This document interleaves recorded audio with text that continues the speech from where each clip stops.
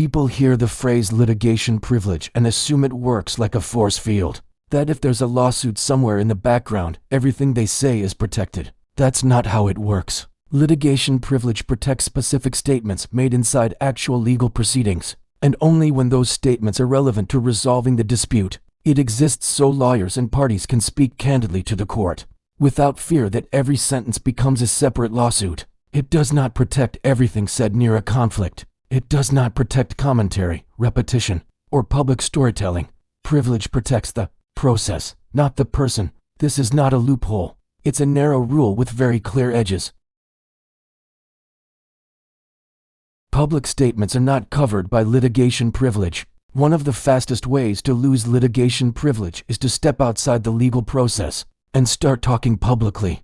Filing something in court is one thing. Repeating it online, in emails, or in public statements is another. Courts protect advocacy inside proceedings. They do not protect performance outside them. You don't get to take courtroom protections and export them into social media, press releases, or interviews. Saying there's a lawsuit doesn't sanitize repetition.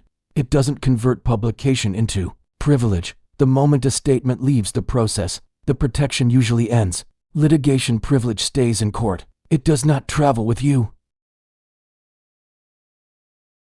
Free speech does not merge with litigation privilege. Two legal concepts get mashed together constantly. Free speech and litigation privilege. They are not the same thing, and they don't combine to create immunity. Free speech limits government punishment. It does not prevent civil liability. Litigation privilege protects certain statements within legal proceedings, not speech in general. You can speak freely and still be sued. You can be lawfully expressive and still be responsible for harm. Courts don't merge doctrines just because someone wants them to. Free speech is not a shield and privilege is not a megaphone.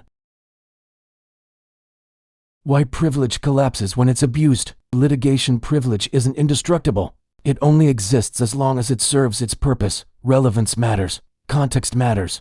Good faith matters. When privilege is used to harass, repeat accusations publicly, or inject irrelevant claims into a case, courts recognize that quickly. Abuse doesn't strengthen protection.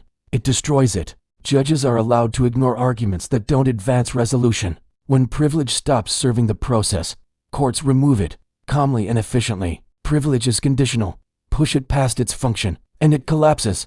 If you like this content, then kindly hit like, subscribe, and share. Caesar commands it.